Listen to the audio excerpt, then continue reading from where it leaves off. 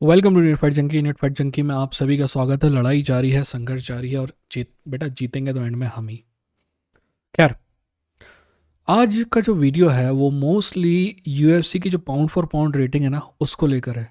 हम number one नहीं, number 15 से चालू करेंगे और नंबर वन तक चलेंगे और हर एक फाइटर के बारे में बात करेंगे कि क्या उसकी जगह वहाँ होनी चाहिए या नहीं होनी चाहिए, है ना। तो आगे बढ़ने से पहले सब्सक्राइब करिए, बेल आइकन पर क्लिक करिए क्योंकि ये कॉम्बैट स्पोर्ट्स का सबसे बेहतरीन चैनल है। ठीक। और हाँ, प्लीज़ आपसे रिक्वेस्ट है कि लाइक ज़रूर कीजिएगा और अपने दिमाग में कोई भी बात हो तो कमेंट ज़रूर कीजिएगा। मैं हर एक कमेंट पढ़ता हूँ और कोशिश करता हूँ कि हर एक का जवाब दूँ।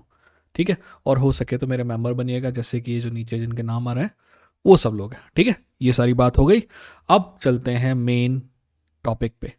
हम पाउंड फॉर पाउंड रेटिंग की बात करेंगे। पहले आप समझ लीजिए कि पाउंड फॉर पाउंड रेटिंग का मतलब क्या होता है। वैसे तो मुझे पता है कि इस चैनल को जानने वाले ज़्यादातर लोगों को समझ में आता है कि पाउंड फॉर पाउंड रेटिंग का मतलब क्या होता है, पर इसका मतलब होता है कि खिलाड़ी को किसी भी पाउंड फॉर पाउंड में भेज देते हैं। कहने का मतलब है कि स्किल वाइज वो उतना ही बेहतर रहेगा, है ना। मान लीजिए कि टाइसन फ्यूरी आपका हैवी वेट में है ना, 240 के आसपास पाउंड है, और दिमित्री बीवल जो है वो 175 पाउंड में, बॉक्सिंग की बात कर रहे हैं।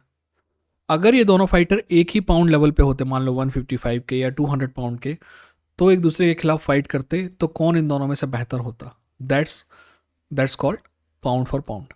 ठीक है ना। वैसे ही अगर अपन यूएफसी का एग्जांपल मान लीजिए तो जॉन जोन्स है और इस्लाम मकाचेव है। ये दोनों इंपॉर्टेंट हैं इस पूरी चीज़ को लेके, क्योंकि ये दोनों पाउंड फॉर पाउंड रेटिंग में हैं और हम इनकी बात करेंगे कि इन दोनों में से ज़्यादा बेहतर जगह पे कौन है। ठीक है ना। तो सिंपल है कि जॉन जोन्स और इस्लाम मकाचेव की अगर मान लो 180 में या 145 में या 130 पाउंड के होते या बराबर के, तो इन दोनों में से कौन जीतता। सिंपल वर्ड में कहा जाए तो पाउंड फॉर पाउंड फाइटर की रेटिंग होती है इस बात को जानने के लिए कि पूरे गेम में कौन सबसे बेहतरीन फाइटर है ना। वेल्टर वेट की अलग रेटिंग है, मिडिल वेट की अलग रेटिंग है, लाइट हैवी वेट की अलग रेटिंग है, हैवी वेट की अलग रेटिंग है, और सुपर हैवी वेट खैर यूएफसी में नहीं है बट जहाँ कहीं भी है उसकी भी अलग रेटिंग है। तो इन सब रेटिंग जो है ना को छोड़ के हम पाउंड फॉर पाउंड की बात करेंगे, क्योंकि हमारे हिसाब से पाउंड फॉर पाउंड में सबसे बेहतरीन फाइटर आता है। ठीक है, तो नंबर 15 से चालू करते हैं। नंबर 15 पे है जमाल हिल। अब सवाल अगर ये है कि क्या जमाल हिल मेरी नज़र में अच्छा फाइटर है, मैं कहूँगा बहुत अच्छा फाइटर है। पर अगर ये सवाल है कि क्या वो पाउंड फॉर पाउंड नंबर 15 को डिजर्व करता है, आप कहोगे अब भी चैंपियन था क्यों नहीं डिजर्व करता, तो मैं आपसे एग्री नहीं करूँगा। मेरा मानना है कि he doesn't deserve to be in number 15, even in number 15 pound for pound. उसमें अभी तरक्की की बहुत जगह है उसमें, मतलब ही कैन डू बेटर। ठीक है ना। उसकी फाइट देख रही, क्लोवर तिशरा के खिलाफ फाइट एक नंबर, थियागो सांटोस ठीक, जॉनी वॉकर अच्छी फाइट, जिमी क्रूट कौन है आपको पता भी नहीं होगा। खैर, मुझे पता है कि आप में ज़्यादातर लोगों को पता होगा, पर आप समझ रहे हैं मैं क्या कहना चाह रहा हूँ। मैं ये कहना चाह रहा हूँ कि कंपटीशन का लेवल जो है ना उस लेवल पे नहीं रहा है जो ग्लोवर तिशेरा जैसे फाइटर के बराबर का कोई फाइटर नहीं है जो जिसने फाइट की है जमाल हिल से। तो I do not think that he should be there.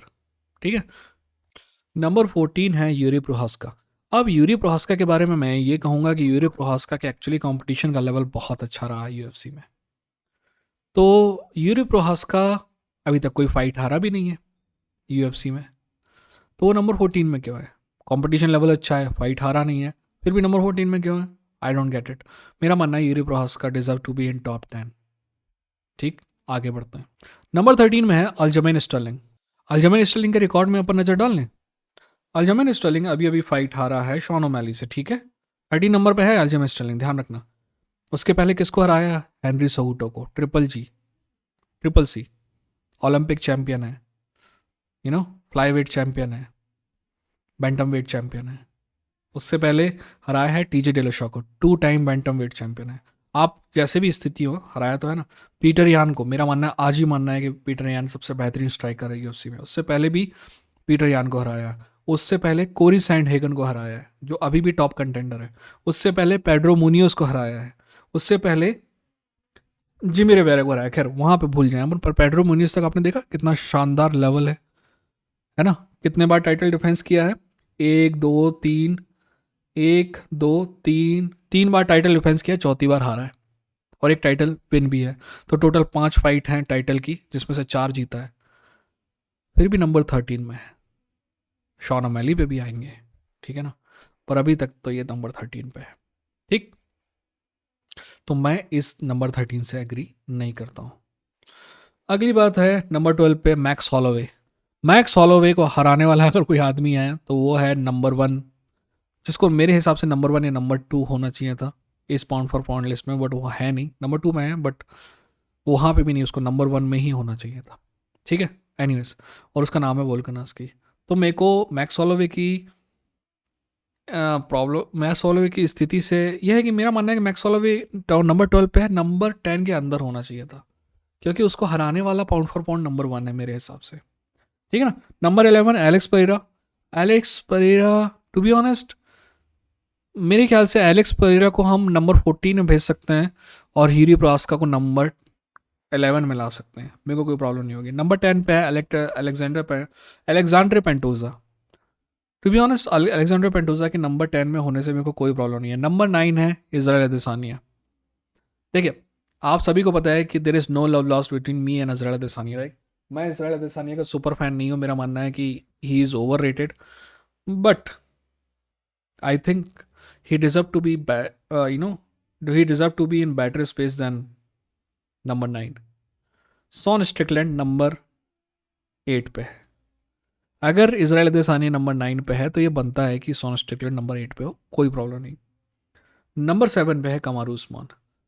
अब यहाँ पे प्रॉब्लम है, क्या कमारू उस्मान को आज से 1.5 साल पहले वो नंबर 1 पे भी अगर रखते पाउंड फॉर पॉइंट तो मेरे को दिक्कत होती कोई? क्या नहीं दिक्कत होती। पर कमारू उस्मान एक नहीं 2 लगातार फाइट हारा है, और उसके पहले वाली कोबी वाली फाइट भी बहुत क्लोज थी।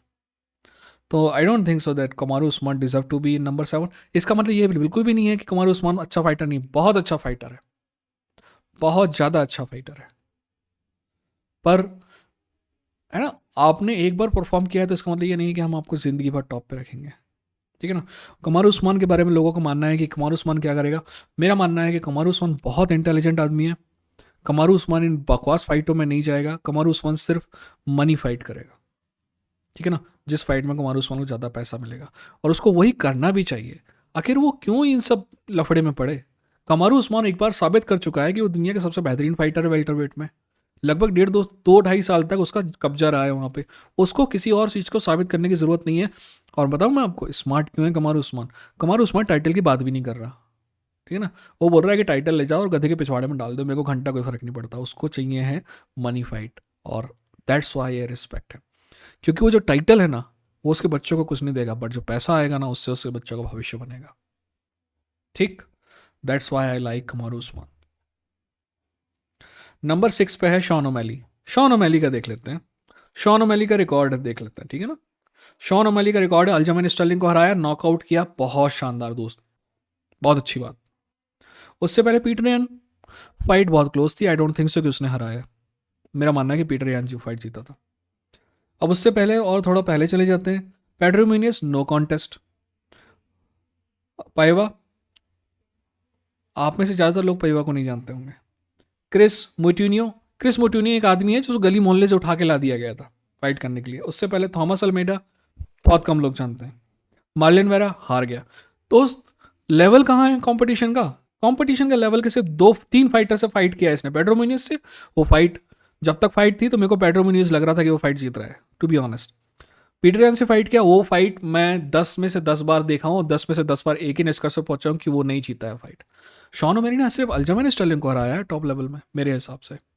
अगर आप कहें कि पीटर यान को हराया तो भी मैं एक्सेप्ट करने को तैयार हूँ। तो पीटर यान और आपका अल्जमेन स्टर्लिंग दो, इसकी वजह से आपको नंबर 6 मिल जाएगा क्या? नहीं ना। दोस्त, मीडिया के जो लोग हैं ना, कभी कभी क्या होता है कि आप दूसरों को प्रसाद बांटते बांटते खुद भी खूब खूब प्रसाद बांट लेते हो, खाने लगते हो। मीडिया के लोगों ने ये फेमस कर दिया है कि अल्जमेन स्टर्लिंग तो ऐसा है और वैसा है, और इसके पिछवाड़े में पैसा है। ये सब करने के चक्कर में क्या हुआ है कि ये जो प्रसाद वो दूसरों को दे रहे थे, उन्होंने खुद भी बहुत खा लिया है। इसलिए उनकी नज़र में शॉन ओमेली इतना ऊपर पहुंच गया है। अगला नंबर 5 है चार्ल्स ओलिवेरा, कोई प्रॉब्लम नहीं। नंबर 4 लियोन एडवर्ड्स, कोई प्रॉब्लम नहीं। अब मैं बताऊं प्रॉब्लम क्या है। प्रॉब्लम है कि इस्लाम माखाचेव नंबर 3 पे है। मेरा मानना है कि इस्लाम माखाचेव की पाउंड फॉर पाउंड रेटिंग में सिर्फ 2 जगह हो सकती है। पहली जगह नंबर 2 जहां पे वो नहीं है, और दूसरी जगह नंबर 1 जहां पे वो नहीं है। इस्लाम माखाचेव या तो pound for pound number 1 fighter है या नंबर 2 फाइटर है। नंबर 3 फाइटर तो वो बिल्कुल भी नहीं है। अब नंबर 2 पे आते हैं। Alexander Volkanovski pound for pound number 1 था, इस्लाम माखाचेव से फाइट होने के बाद ही पाउंड फॉर पाउंड नंबर 1 रहा। मैं समझ सकता हूँ क्योंकि वो फाइट जो है बहुत क्लोज थी। कई लोग ये आर्गूमेंट दे सकते हैं कि वो जीता था फाइट, तो चलता है कि वो जो है सिचुएशन चेंज नहीं हुई। तो अगर इस्लाम माखाचेव नंबर 2 पे है और आपका सॉरी इस्लाम माखाचेव नंबर 2 पे है और वोल्कानस्की नंबर 1 पे है, तो मेरे को कोई प्रॉब्लम नहीं है। पर नंबर 1 पे है जॉन जोन्स। क्यों? क्योंकि यूएफसी का फेवरेट है, और यहाँ पे जितने भी जर्नलिस्ट इस चीज़ के लिए वोट डालते हैं ना, उनको पता है कि यूएफसी का फेवरेट कौन है, यूएफसी को किसको स्टार बनाना है।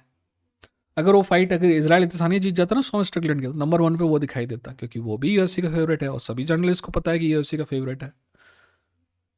ठीक है ना? तो ये बकचोदी चलती रहती है दोस्त। कभी कभी लगता है कि मतलब एनीवेज, जॉन जोन्स की 3 फाइट, मैं लास्ट की 3 फाइट देखते हैं ना। जॉन जोन्स की लास्ट की 3 फाइट, जॉन जोन्स की लास्ट की 3 फाइट है। एंथोनी 4 फाइट, एंथोनी स्मिथ से जहां वो 5 राउंड में गया, अच्छी फाइट थी, जॉन जोन्स जीता उसको। थियागो सांटोस से बहुत क्लोज फाइट थी, ठीक है ना। डोमिनिक रेस से जॉन जोन्स हारा है। और फिर सिरिल गान से, सिरिल गान को वो 1 मिनट के अंदर उसने सबमिट किया, शायद 1-1.5 मिनट लगा होगा। तो हमें ज़्यादा कुछ जानने को नहीं मिला है।